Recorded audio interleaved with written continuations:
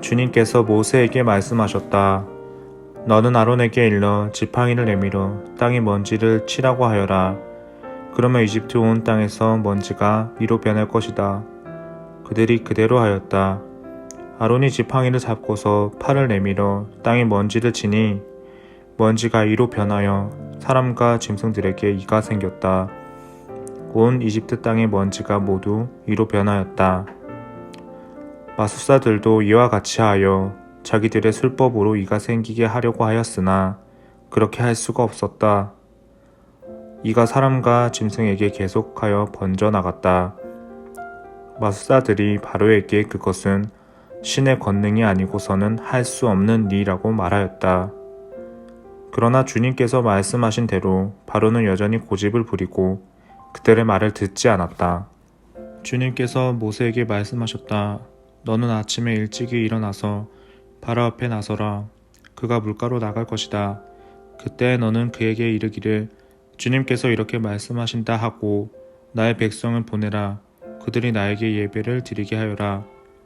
네가 나의 백성을 보내지 않으면 나는 너와 너의 신하들과 백성들과 너의 궁궐에 파리를 보내서 이집트 사람의 집집마다 파리가 들끓게 하고 땅도 파리가 뒤덮게 하겠다. 그러나 그날에 나는 나의 백성이 사는 고센 땅에는 재앙을 보내지 않아서 그곳에는 파리가 없게 하겠다. 내가 이렇게 하는 까닭은 나 주가 이 땅에 있음을 네가 알게 하려는 것이다. 내가 나의 백성과 너의 백성을 구별할 것이니 이런 이적이 내일 일어날 것이다 하여라.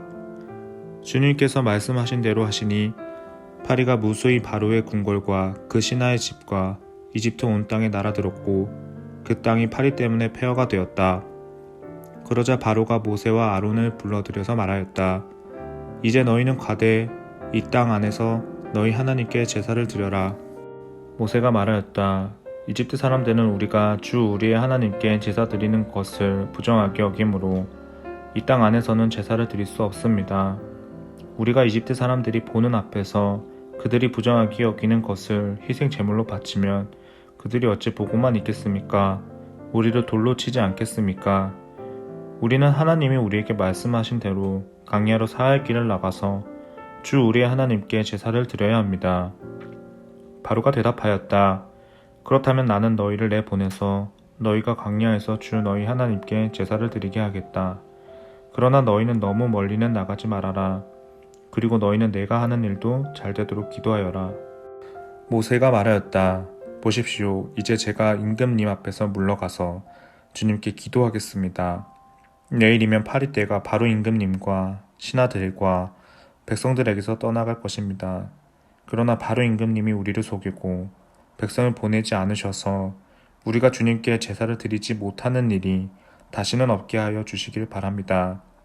모세가 바로 앞에서 물러나와 주님께 기도하니 주님께서 모세의 기도를 들어주셔서 파리가 바로와 그의 신하들과 백성에게서 모두 떠나서 한 마리도 남아있지 않게 하셨다. 그러나 이번에도 바로는 고집을 부리고 백성을 보내지 않았다. 네, 여러분 월요일 아침입니다. 이번 한 주도 우리 말씀 열심히 읽읍시다. 네, 오늘 말씀은 출애굽기 8장 16절부터 32절까지의 말씀입니다. 오늘 말씀은 먼저 문단 나눠보면요. 저는 그냥 두 개로 나눴는데 16절부터 19절까지는 세 번째 재앙, 이 재앙이죠. 그리고 20절부터 32절까지는 네 번째 재앙, 바리 재앙 이렇게 나누어 보았습니다. 지금 10가지 재앙이 계속되고 있잖아요. 그런 와중에 오늘 본문은 세 번째, 네 번째 재앙에 대해서 이야기하고 있습니다. 이 재앙을 이렇게 나눠서 우리가 묵상을 하는 것이 그렇게 쉽지는 않은데, 어쨌건 오늘 말씀을 우리 함께 좀 보면요. 재앙은 계속 이어지고 있고 바로의 마음은 변하지 않습니다. 오늘 이 재앙을 보면 마술사들이 이것은 분명히 하나님, 신의 능력에 의해서 이루어지는 일이라고 자신들은 할 수 없다고 이야기했음에도 불구하고 바로는 그 이야기를 듣지 않고 이스라엘 민족을 보내주지 않습니다. 네 번째 재앙인 파리 때 재앙도 마찬가지입니다. 그는 타협해서 보내줄 것처럼 이야기했지만, 그리고 보내준다고 말했지만, 그러나 그 재앙이 사라지니 그는 그들을 보내지 않습니다.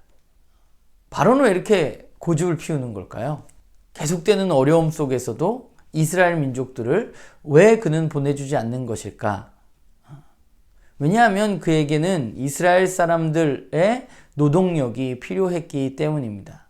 자신을 위해서, 또 자신의 나라인 애굽을 위해서 이스라엘 민족의 노동력이 필요했기 때문에 그는 이스라엘 민족을 쉽게 보낼 수 없었던 것이죠.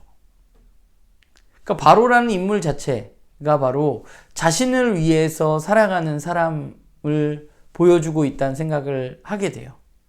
그렇다면 오늘 본문을 살펴보면 모세는 어떤가 살펴보면, 모세는 사실 재앙 이야기에서 굉장히 수동적입니다. 주도권은 하나님이 가지고 계십니다. 모세는 철저하게 하나님의 말씀에 의해서 움직입니다. 그래서 재앙의 시작을 잘 살펴보면 똑같은 말로 돼 있어요. 뭐라고 돼 있죠? 여호와께서 모세에게 이르시되 라는 말로 시작합니다. 하나님께서 모세에게 이야기하시고 모세는 그 하나님의 말씀에 따라서 움직입니다. 바로의 계속되는 거짓말 속에도 그는 하나님의 말씀을 따라서 움직입니다.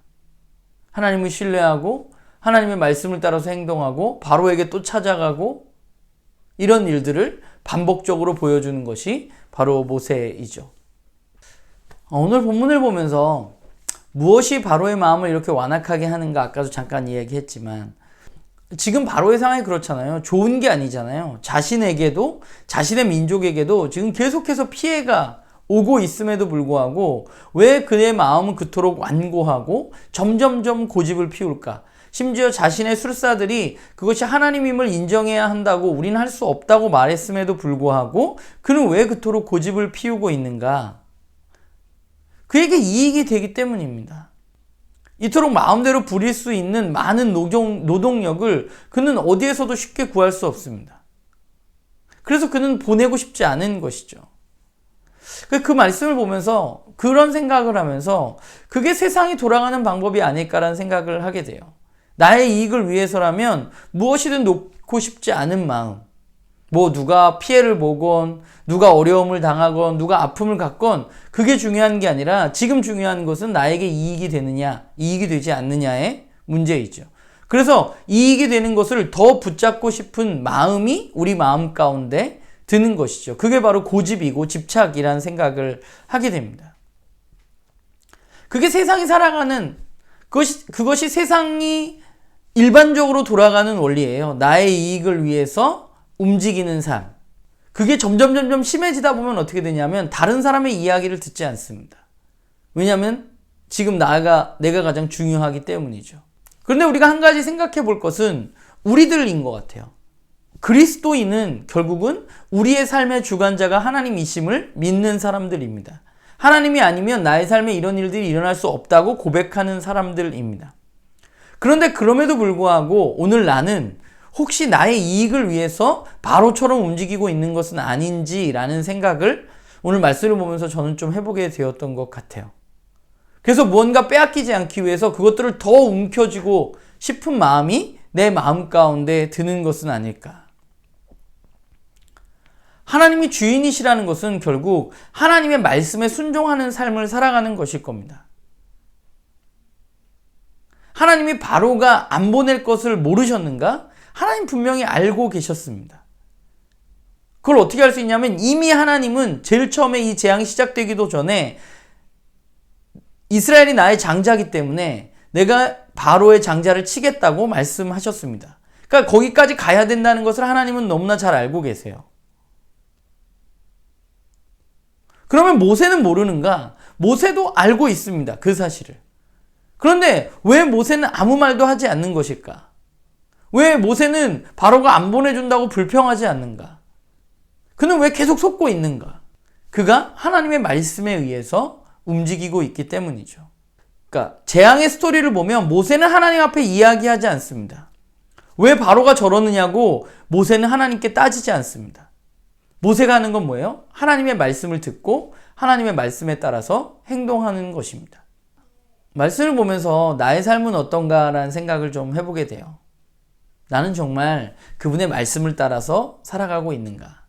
아니면 내 이익을 따라서 살아가고 있는가? 우리가 좀 함께 이런 고민을 해봤으면 좋겠어요. 나의 삶은 무엇을 통해서 움직여지고 있는가? 진짜로 하나님의 말씀에 의해서 움직여지고 있는가? 아니면 세상과 비슷한 논리로 나의 이익, 우리 가족의 이익, 우리 공동체의 이익을 위해서 내 삶이 움직여지고 있는가에 대해서 한번 좀 점검해 보았으면 좋겠어요. 오늘 이 재앙의 이야기에서 보는 것은 하나님이 진짜 유일한 여호와 하나님이시란 사실입니다.